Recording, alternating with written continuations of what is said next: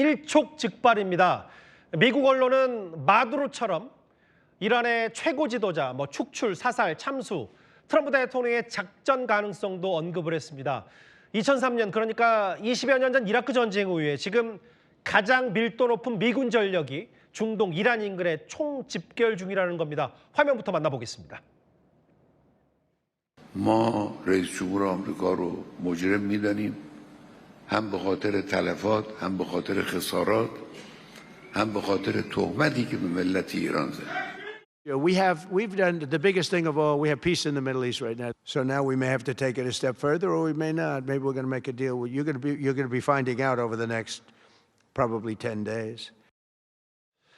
예, 제 옆에 중동 전문가 박현두 교수 나오셨습니다. 어서 오십시오. 네, 안녕하십니까.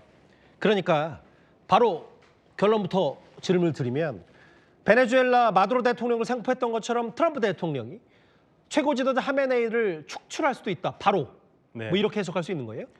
지금 그게 하나의 테이블에 올라와 있습니다. 예. 공격 목표 중에 하나로 올라와 있는데요. 예. 현재는 지금 이제 목요일에 돌아오는 목요일에 제네바에서 제3차 핵협상을 하거든요.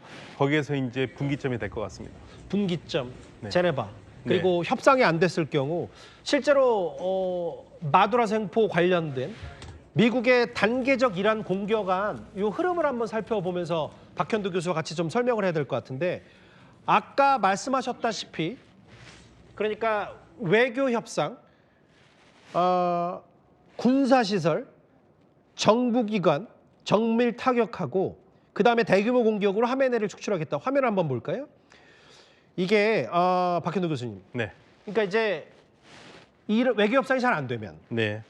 그리고 군사시설, 정부기관 정밀 타격하고 그다음에 대규모 공격 하메네이 축출한다.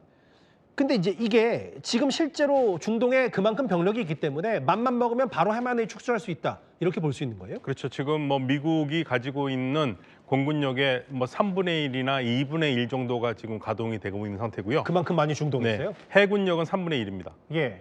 그러니까 지금 2003년 미국이 이라크 전쟁을 할 때 이후로 가장 많은 미국의 군사력이 이 이란을 향해서 직결되어 있는 상태이기 때문에 예.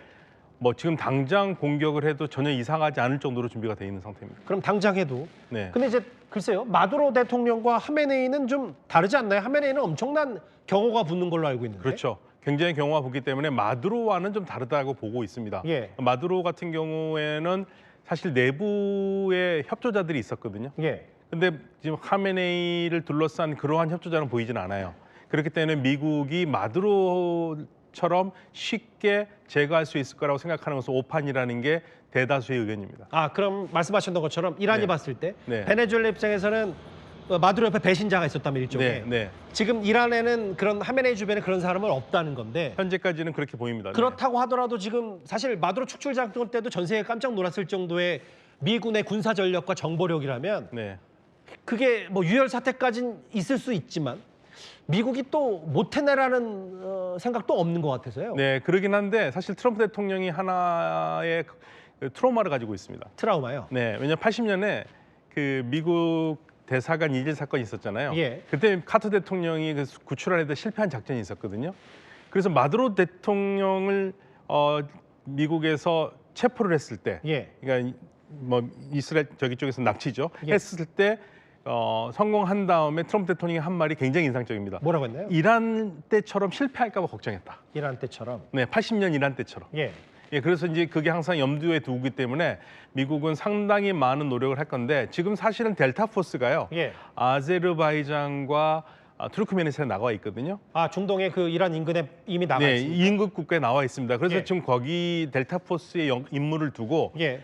이게 단순히 하메네이 체포나 이런 게 아니라 오히려 핵 숨겨놓이는 핵시설을 오히려 좀 정리하려고 하는 게 아니냐라는 의견도 있어요. 그러니까 성동격서처럼 네. 그러니까 하메네이를 축출하고 사살할 수 있다는 뉘앙스만 풍기고 네. 실제로 핵을 직접 타결한다. 왜냐하면 미국이 원하는 건 지금 사실 정권 교체가 아니라 그렇죠. 핵 포기가 목적이기 때문에 핵시설을 핀셋으로 타결 가능성도 있다. 네. 그렇게 보고 있습니다. 왜냐하면 지난 6월에 미처 제거하지 못한 거라든지 남아있는 60% 우라늄 농축분이 있거든요. 예. 그 부분들을 정리하려고 하는 계획도 가지고 있다는 얘기가 있습니다. 근데 지금 이 상황은 예. 트럼프 대통령의 측근들도 우리는 모르겠다. 대통령이 어떤 생각 갖고 있는지. 그러면서 지금 말을 아끼고 있기도 하지만 모르기도 합니다. 예, 트럼프 대통령이 사실 즉흥적인 결정을 네. 하는 스타일이기 때문에 네, 네. 실제로 뭐 축출, 사살 가능성도 정말 배제할 수 없고. 네. 근데 이제 하메네이 쪽도 본인이 암살 시도가 있으니까 준비를 하라고 했는데 네. 그만큼 본인들도 위기감을 느끼면 사실 그렇다고 하메네이가 준비한다고 해서 대비할 수 있는 건 없는 거 아닙니까? 이란 입장에서는. 그렇지만 이번은 작년 6월과는 다릅니다. 이거는 정권의 명운이 걸려 있거든요. 예. 그러면 여기서는 순순히 물러나거나 미국의 요구에 순순히 응한다라는 것은 패배이기 때문에 예. 결사항전할 거예요. 그래서 지난 6월과는 다른 양상이 될 것이다. 결사항전, 전면전을 불사한다는 얘기죠. 전면전 얘기가 나왔으니까 이 질문으로 정리를 할게요. 그 교수님, 실제로 네. 이란이 갖고 있는 그 미사일 도발 혹은 미국이 이란을 치면 이란은 그러면 중동에 있는 인근 국가를 칠 거다. 실제로 러시아와 비밀 무기 거래를 합의했다는 얘기도 있는데 그럼 이란도 물러서지 않고 할 수 있는 조치 다 하겠다. 네. 이렇게 받아들일 수 있습니까? 그렇죠. 호르무즈 봉쇄까지도요? 네. 그러니까 이란은 항상 대미 작전이 있습니다. 미국에게는 순순히 보여주면 안 된다. 강력한 모습을 보여줘야지만 이 미국이 이란 말을 듣는다고 생각하기 때문에 예. 이번은 이란도 이게 마지막이라고 생각을 하기 때문에 아주 끝까지 항전할 겁니다. 그래서 이게 보통 큰 싸움이 로 끝나진 않을 것 같아요. 전면전 양상이요? 네. 알겠습니다. 이란의 최고 지도자 하메네이 참수 작전 가능성 얘기까지 중동 전문가 박현두 교수와 함께 짚어봤습니다. 고맙습니다. 네.